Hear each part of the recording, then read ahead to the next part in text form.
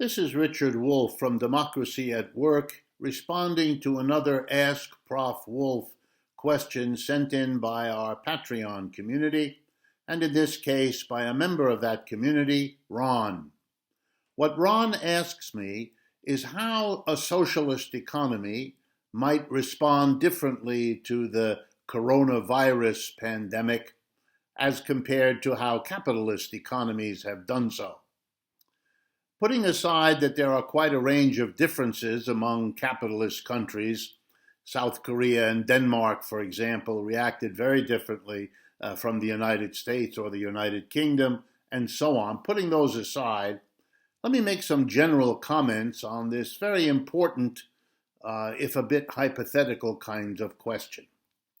The first thing I would say is that the most important difference lies in the fact that in a capitalist economy, the priority for each enterprise, each unit of people who produce a good or a service that the economy needs and wants.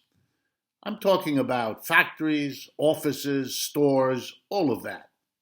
In a capitalist system, the bottom line, which the capitalists themselves tell you, the bottom line of their system, the objective, the goal, the priority of each enterprise, each producing community is profit. To make sure that the revenues they get from selling whatever they produce are maximally larger than the costs they incur to undertake that production. That's what they do.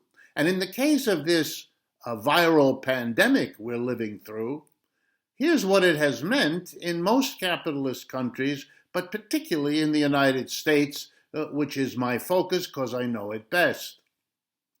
The companies that could make ventilators, masks, tests, hospital gowns, beds, hospitals themselves, and so on.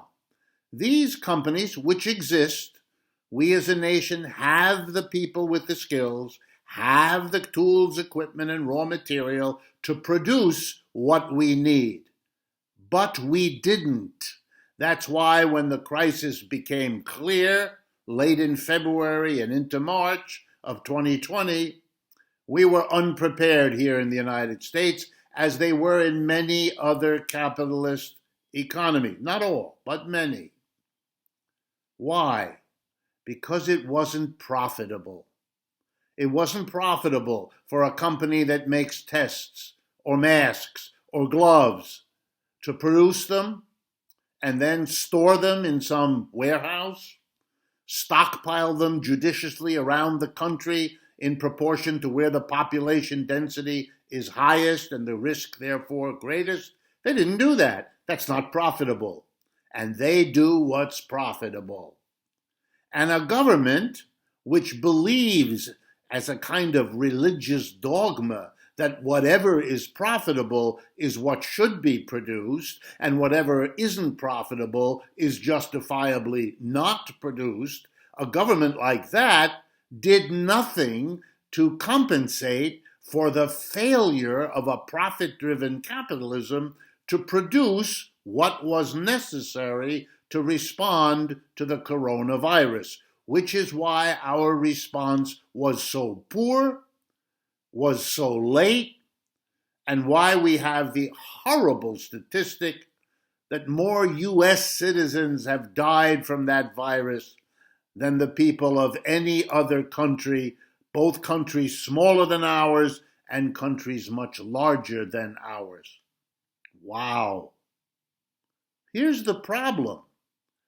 Or let's put it differently. Here's the virtue of a genuinely socialist economy, by which I don't just mean an economy with a central plan or with a government that owns and operates significant parts of the economy, what many people mean by socialism. No, I mean something a bit different. I mean an economy that has reorganized production, reorganized enterprises, so they aren't, here comes the punchline, they aren't driven by profit. Profit is not their bottom line. Profit is not their top priority. Profit is not what they're in business to do.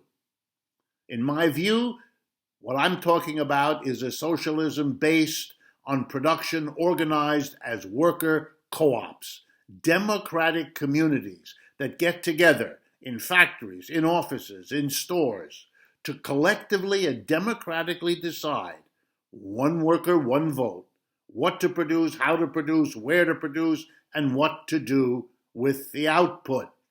This kind of an economic system, such a socialism, reorganized at the base with a democratized workplace, would be making decisions together with the consumers they serve and the communities in which they carry out their work. All those stakeholders, the workers, the consumers, and the community of residents in the environment, have enormous influence and power because they have to live with the results. And their job is to carry out a production that meets their needs as workers, as consumers, and as local residents. Notice what's missing: profit.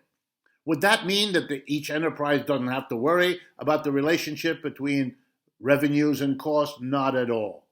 Profit would be among the objectives, but not the number one, not the only one, not the dominant one. If it was important to protect public health by having stockpiles of medicines and treatments, trained personnel, that's what would be done.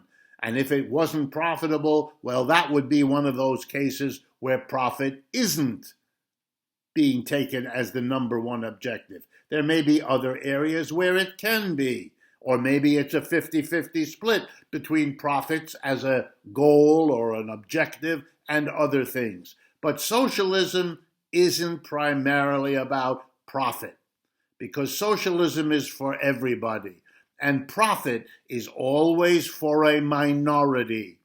Those who profit from business are the top executives and the leading shareholders, a small minority of the people.